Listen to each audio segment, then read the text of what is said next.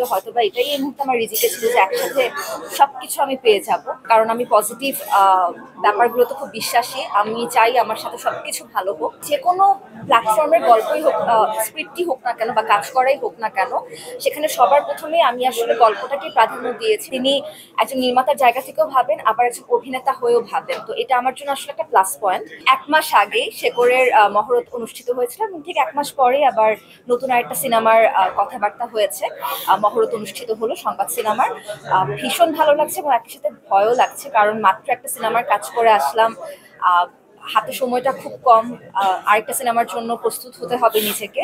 আমরা খুবই লাকি যে আমাদের নির্মাতা শুধুমাত্র নির্মাতা নন, তিনি একাধারে অভিনেতা, তিনি গীতিকবি, তিনি নির্মাতা।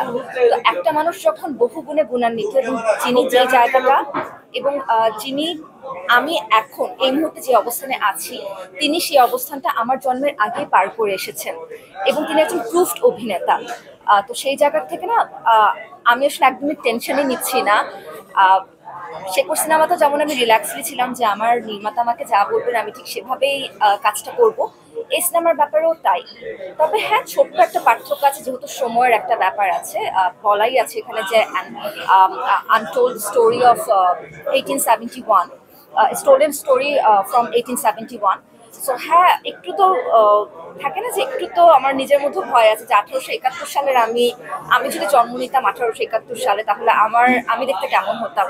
তো দেখি রূপা চরিত্রটিকে আমি সেভাবে ফুটিয়ে তুলতে পারি কিনা। যে কোনো প্ল্যাটফর্মের গল্পই হোক, স্ক্রিপ্টই হোক না কেন বা কাজ করাই হোক না কেন, সেখানে সবার প্রথমে আমি আসলে গল্পটাকে প্রাধান্য দিয়েছি এবং গল্পটাকে প্রাধান্য দিতে আমি ভালোবাসি।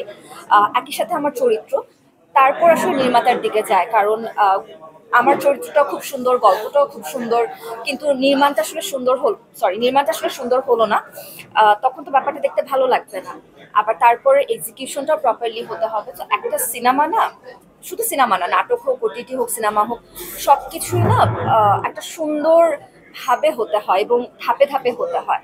আমরা এই মুহূর্তে একদম ইনিশিয়াল পর্যায়ে আছি এবং যে কোনো গল্পই হোক না কেন, সেটা যে কোনো প্ল্যাটফর্মের স্ক্রিপ্টই হোক না কেন, এই ধাপগুলো যদি আমার কাছে মনে হয় যে হ্যাঁ ক্লিয়ার, তখন সেই গল্পের সাথে কাজ করতে আসলে ভালো লাগে। আর একটু আগে যেমন বললাম যে আরমান ভাই আসলে একাধারে অনেক কিছু, তো সেজন্য তাকে ওই ভরসার জায়গাটা এসে যায় তার প্রতি। কারণ আমি জানি তিনি যখন আমার চরিত্রটি নিয়ে ভাবেন, তখন তিনি একজন নির্মাতার জায়গা থেকেও ভাবেন, আবার একজন অভিনেতা হয়েও ভাবেন। তো এটা আমার জন্য আসলে একটা প্লাস পয়েন্ট। আমি কতটুকু শিখবো আমি জানি না, কিন্তু আমার একটা চেষ্টা সবসময় থাকে যে যখন যে মুহূর্তে আমি যার সাথে কাজ করছি, তার কাছ থেকে কিছু না কিছু একটা শিখে আসে এবং সে কিছু না কিছু জায়গাটা অবশ্যই ভালো কিছু হতে হবে, পজিটিভ কিছু হতে হবে। কারণ আমি পজিটিভ ব্যাপারগুলোতে খুব বিশ্বাসী। আমি চাই আমার সাথে সবকিছু ভালো হোক।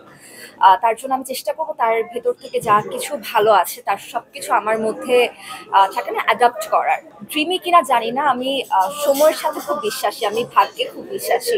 হয়তোবা এই মুহূর্তে এটাই আমার ভাগ্যে ছিল, হয়তোবা এটাই এই মুহূর্তে আমার রিজিকে ছিল যে একসাথে সবকিছু আমি পেয়ে যাব। এখন স্বাধীনতা অর্জন করা কিন্তু সহজ, স্বাধীনতা রক্ষা করা কঠিন। তো আমার কাছে ব্যাপারটা তাই যে আমি যা কিছু পাচ্ছি তা অর্জনটা হয়তো বা খুব তাড়াতাড়ি পেয়ে যাচ্ছি।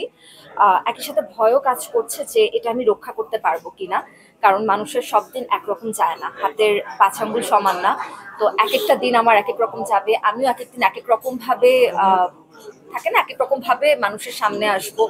তো প্রত্যেকটা দিন যাতে আমার ভালো যায়, ভালো কিছু নিয়ে আসে, ভালো কিছু রেখে যেতে পারে, সেই কামনাই থাকবে নিজের প্রতি।